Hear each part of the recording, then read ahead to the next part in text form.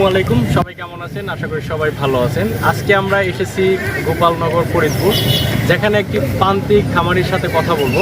যে খামারি হচ্ছে পাঠা পালন করে এবং হচ্ছে দেশি যে ছাগল এবং হচ্ছে আপনার বিটল ছাগলগুলো পালন করে।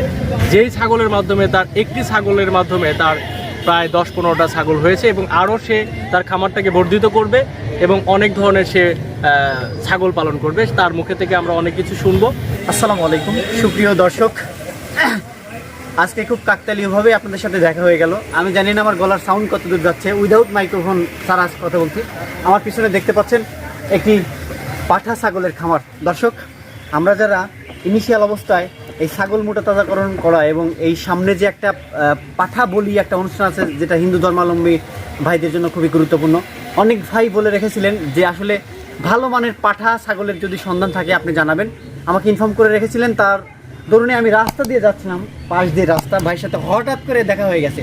দর্শক, এটা এখন আমি অবস্থান করছি পাবনা জেলার ফরিদপুর উপজেলার পারফরিদপুর গ্রামে। দর্শক, এই গ্রামেরই একজন উদ্যোক্তা ভাই, তিনি পাঠা ছাগলের খামার করেছেন। বেশ কয়েকটা ভালো মানের পাঠা রয়েছে, যে পাঠাগুলো আসলে কীভাবে সে ম্যানেজমেন্ট করতেছে আর কতগুলো না এখন আছে বর্তমান, আর এই পাঠার খামারকে নিয়ে ভবিষ্যৎ কী পরিকল্পনা রয়েছে সেই সম্পর্কে তাত্ত্বিক কথা রয়েছে আজকের ভিডিওতে। দর্শক, প্রথম পর্যায়ে যারা এই খামার করতে চাচ্ছেন তাদের জন্য আজকের এই ভিডিওটি হেল্পফুল হবে। অবশ্যই ধৈর্য ধরে ভিডিওটি সম্পূর্ণ দেখুন। আজকে কিন্তু মাইক্রোফোন ছাড়া কথা হচ্ছে, জানি না কতটুকু আপনারা সবাই ধৈর্য ধরে বসেন। আজকে খুব ভারী তথ্য শেয়ার করব, সাথেই থাকুন। দর্শক, আমরা কথা বলছি সেই উদ্যোক্তার সঙ্গে। আসসালামু আলাইকুম। ওয়ালাইকুম আসসালাম। কেমন আছেন? জি, ভালো আছেন। আমরা দেখতে পাচ্ছি বেশ কয়েকটা পাঠা আছে, এখন বর্তমান কতগুলো আছে? আপনি একটু কাছে আসবেন, আমাদের পাঠা দেখাবো। এখন ছোট বড় দিয়ে 7টা আছে। এখন 7টা আছে। আসলে আপনি এই কর্মের পাশাপাশি কি কি মানে আছে কর্ম? আমার গরুর খামার আছে, বিকজ ইরিগেশন আছে, বিকজ সেটা আমি ছাগলের খামারটা চিন্তাধারা আছে যে বড় সড়ভাবে করবেন। আচ্ছা, এই যে গরুর ফার্ম আছে, তারপরে ছাগলের ফার্ম আছে, বা আরো অন্যান্য ভেড়া গারলের ফার্ম আছে, এইগুলো চিন্তা ভাবনা রেখে এই ছাগলের খামারে এই পাঠা ছাগল কেন আপনি খামারের মানে পরিকল্পনা নিলেন? কি আইডিয়া থেকে, আমার কোন দিক থেকে প্রথম চিন্তা ভাবনা আসলো? আমার চিন্তা ভাবনা হচ্ছিল যে এই পাঠার আবাদটা কেহই করে না। হ্যাঁ, আর করলেও সে আমাদের পাবনা জেলায় সেরকম বিস্তার নাই। আর আমার চিন্তাধারা ছিল যে আমি এই বলির সিজনে এদেরকে মানুষ বলি তথা ওই যে হিন্দু ধর্মের যেটা এইটাতে তাদের কাছে আমি বিক্রি করব। তাদের প্রচুর পাঠার প্রয়োজন হয়, যেমন আমাদের কুরবানির গরু, যেমন কুরবানির একটা উৎসবে কিন্তু প্রচুর গরু প্রস্তুত করা হয়, মোটা তাজাকরণ করা হয়।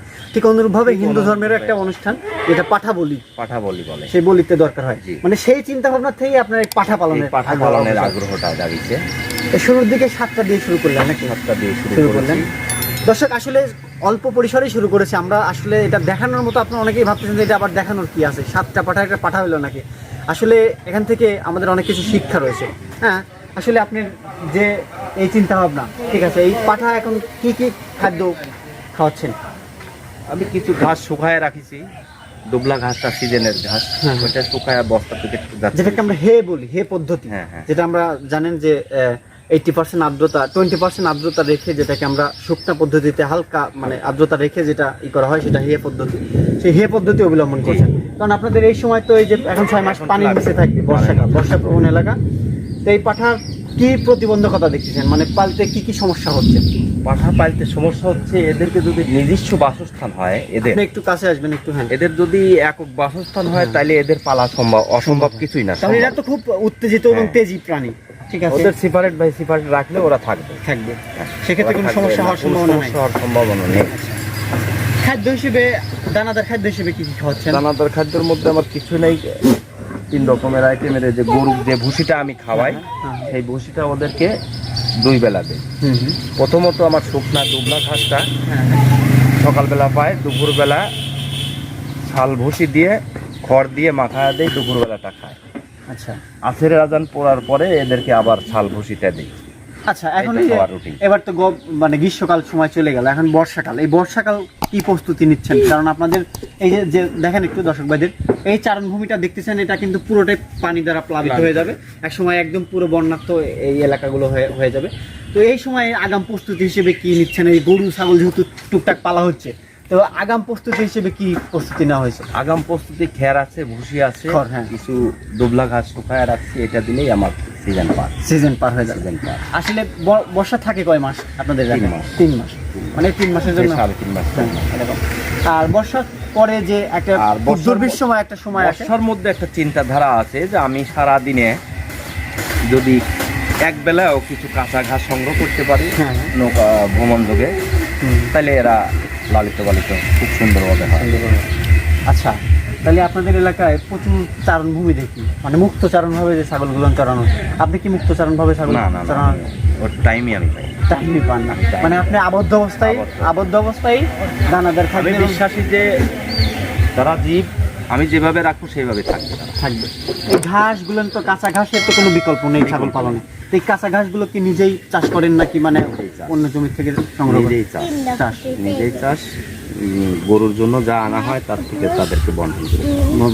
মানে গরুর সাথে এটা হলো এটা সাথী ফসল হিসেবে, যেমন একের সাথে দুই। হ্যাঁ, একের মধ্যে দুই, এইভাবে আর কি পরায়পনা হয়ে যায়। এখন বিক্রিযোগ্য পাঠা কতগুলো আছে আপনার এখানে? আমার বিক্রিযোগ্য আছে 6টা। 6টা। আচ্ছা, অনেকেই আমাদেরকে বলে রেখেছিলেন শুরুতেই ভিডিওতেই আপনার মোবাইল নাম্বারটা নেবে, মুখস্থ আছে তো ইনশাল্লাহ নাকি? আপনার মোবাইল নাম্বার জোরে বলবেন, অনেকে শুনতে পাবে না। 01722 40 50 96। আপনার নাম? নায়েব আলী মেধা। দর্শক, আমরা এই প্রচন্ড মেঘলাচ্ছন্ন আকাশ, মানে হঠাৎ করে ইনস্ট্যান্ট এইভাবে হয়ে গেছে, যার কারণে আমরা কিন্তু ভিতরে বেশ কয়েকটা পাঠা আছে, একটু দেখেন পাঠা আছে, আমরা সেগুলো টুকটাক দেখানোর চেষ্টা করেছি। হ্যাঁ, আমরা দেখানোর চেষ্টা করেছি, আপনারা দেখেন একটু। দর্শক, আসলে ভাই নতুন পর্যায়ে শুরু করেছে এখন, তারপরেও বিক্রির উপযোগী হয়ে গেছে বেশ কয়েকটা পাঠা অলরেডি। ঠিক আছে, মানে আপনারা দেখতে পাচ্ছেন পাঠাগুলোর মান মাশাআল্লাহ অনেক সুন্দর, যেটা আপনারা দেখতে পাচ্ছেন। তো এই পাঠাগুলোর বিক্রির উপযোগী আছে বেশ কয়েকটা, এগুলো অনেকেরই প্রয়োজন হয়।